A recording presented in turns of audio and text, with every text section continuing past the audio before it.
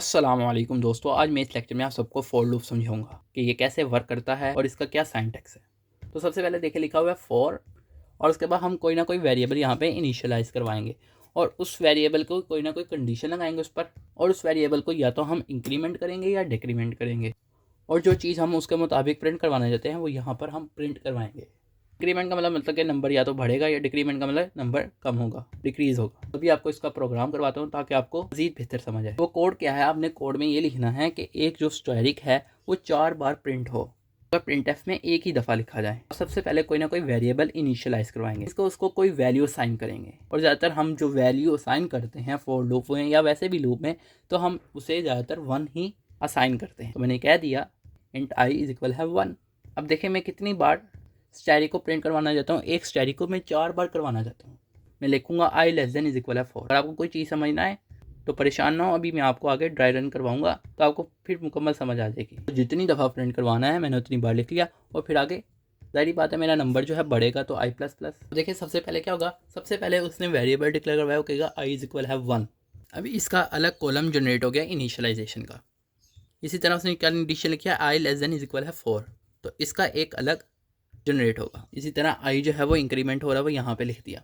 और सबसे पहले क्या है, आई 1 है तो यहाँ पे 1 आएगा। अब इस चीज़ को आप स्किप कर दें तो आई की जगह 1 आया, 1 लेस देन इज इक्वल है 4। मतलब कि यहाँ पर कंडीशन चेक हुई, क्या 1 जो है वो लेस देन है 4 से या इज इक्वल है 4 के। अब देखें इनमें से कोई एक चीज़ जो है वो होल्ड कर रही है, तो मीन्स कि ये ट्रू है, तो 1 जो है वो 4 से छोटा है। मतलब कि सबसे पहले हमारा इधर आया, फिर इधर आया, फिर उसके बाद इधर आएगा, यहाँ पे नहीं जाएगा। मतलब कि सबसे पहले वो इनिशियलाइज करवाएगा, फिर वो चेक करेगा कि ये ट्रू है या नहीं।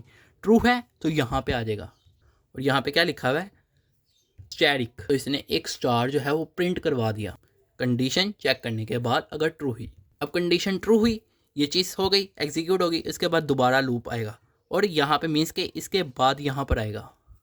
अब आई जो है वो प्लस प्लस होगा।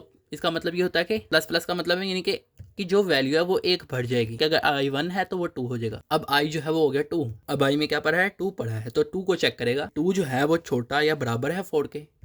मीन्स के यहाँ पे अब आई जो है क्या हो गया, 2 हो गया, यहाँ पे भी आई 2 हो गया। 2 जो है उसने चेक किया, कंडीशन ट्रू हुई, कंडीशन ट्रू हुई, यहाँ पे आ गया, तो स्टैटिक एक और प्रिंट कर देगा। ये एग्जीक्यूशन है, इसके बाद इधर आया, इधर के बाद फिर इंक्रीमेंट हुआ, इंक्रीमेंट हो गया, आई हमारा 3 हो गया।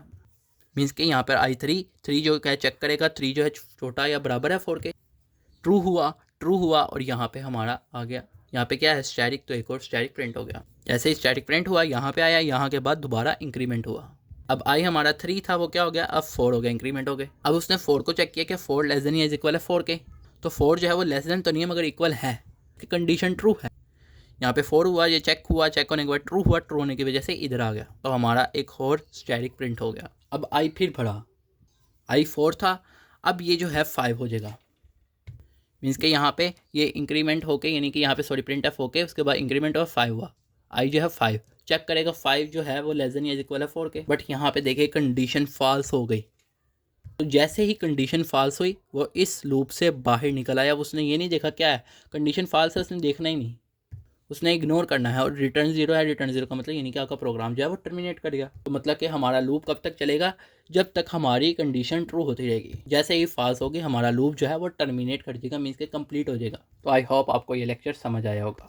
आप सब दोस्तों का लेक्चर सुनने का शुक्रिया।